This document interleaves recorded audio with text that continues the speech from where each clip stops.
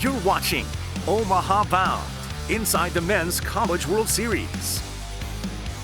Welcome to Omaha Bound and welcome to Charles Schwab Field. I'm Jacob Morris. We got a jam-packed show for you today. Thursday, the practice day here in Omaha. We got an up-close look at all 8 teams in the field. We're going to talk about how they got here, the mentality, the mindset of each squad here in Omaha. Then D1 Baseball's Jack DeLongchamp joins the show. The host, the CEO of the Pencil Talk Pod, just a great guest. We go through the whole entire field, some hot takes from him, as well as his prediction overall for what's going to happen here in Omaha. And we wrap up the show by a Charles Schwab Field and an Omaha tradition. Rocco's Courtney Mims takes us inside the Jello Shot Challenge and everything that Rocco's has to offer. But let's hop right into it. The first team, bright and early at 9 a.m. that we got a chance to see, that'd be Coastal Carolina. Cinderella to some, not to them. A mid-major program back in Omaha for the first time since 2016 when they won the whole darn thing against Arizona. The first national championship in 2016, the first Omaha appearance since then, but they don't need an introduction. Just let their head coach, Kevin Schnall,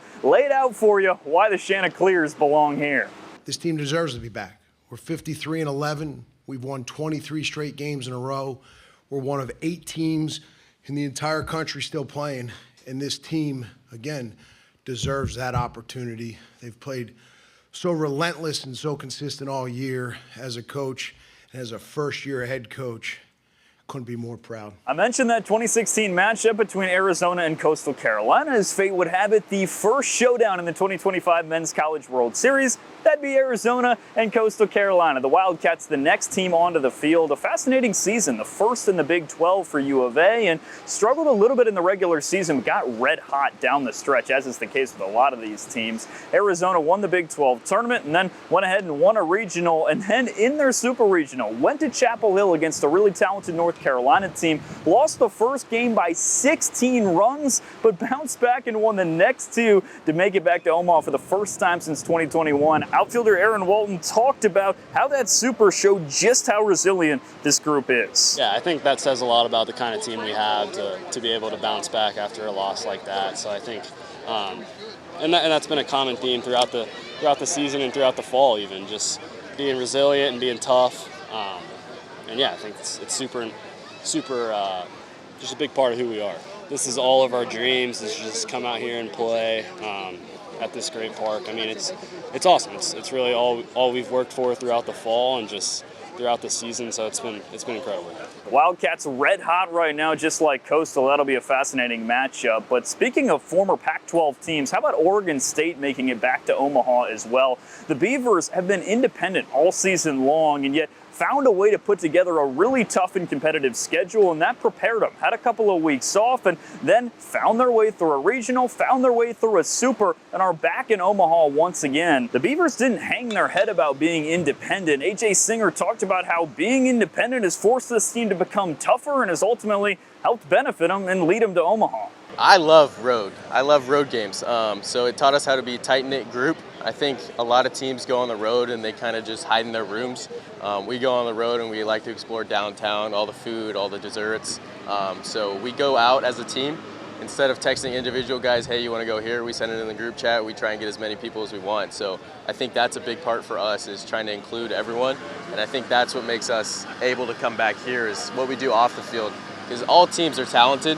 It's up to them if they want to get as close as we are, and it kind of helped us win our success and helped us be here. So impressive the Beavers are back in Omaha. And Oregon State's first round opponent, that'll be Louisville, a team that has a fascinating story in its own right. 2 down years in a row for the Cardinals, and then they took just about the hardest route possible to find their way to Omaha. Slated to go to Nashville after losing 6 of the last 7 games to finish the regular season in the conference tournament. Against the number 1 overall seed, Louisville took care of business, got out of the Nashville Regional, and then took care of business against Miami in its Super. Tage Davis, a freshman, talked about how this team decided it wasn't going to let its story be written in April and May. I mean, I think we're a gritty team. After that regular season, we had a heart-to-heart talking to each other in our Omaha room back home. And, we all just kind of looked at each other. I mean, we know we have the talent, but we just got to figure out, how we're going to do this. And I think looking back on the little things, like every time we screw up, we got the left center, touch the Omaha sign,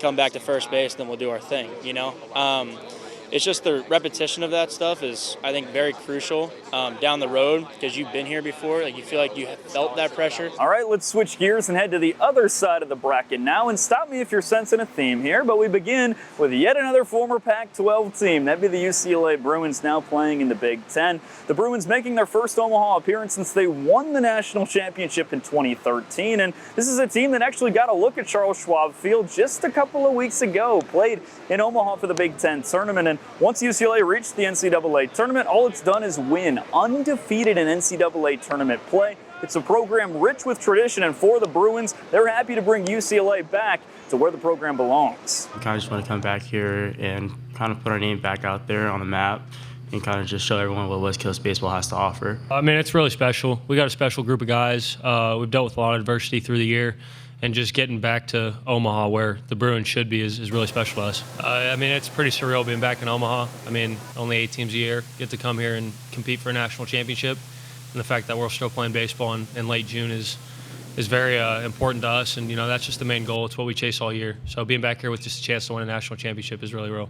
The Bruins' opponent in round one, that'd be Murray State, just the 4th 4 seed to ever reach Omaha, the first to do so since Oral Roberts. Of course, Fresno State won the national championship back in 2008. But for Murray State, while many might call them a Cinderella, they don't believe that's the case. They're more than deserving to be here, and they believe they have a real chance to win the whole thing.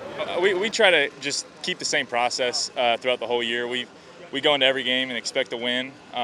We know we're going to compete, and we expect ourselves to win. So the whole Cinderella thing, it is cool, like being an underdog and all that stuff, but we go in the same process every game. The word I've been using the last few days is just blessed. Like, we're so blessed to be here. God's given us an opportunity, and we're going to make the most of it, so it's exciting. And in the bottom half of the bracket, the 2 highest seeded teams remaining in the NCAA tournament, Arkansas and LSU. We begin with the Hogs, another team that's been dominant in NCAA tournament play, undefeated, going through the Super Regional and the Regional, both in Fayetteville, without suffering a loss. And for this group, it's the first time since Arkansas has made an appearance in Omaha since 2022, and the players know just how special this opportunity is and what it means to the fan base. Oh, man, I'm excited to be here. I grew up watching the World Series, and I was like, I never thought that I'd be here. And, I mean, now I am, and just trying to soak everything in. And I mean, just looking, we're at a practice right now, and there's so many fans here just watching us. It's like crazy and everything. But I mean, yeah, I'm excited to be here. Man, it's crazy. It's something that, you know, you always dream of, but whenever you're walking in for the first time and you finally see it and experience it, it's just a feeling like no other. And, you know, it kind of brings out the little kid in you.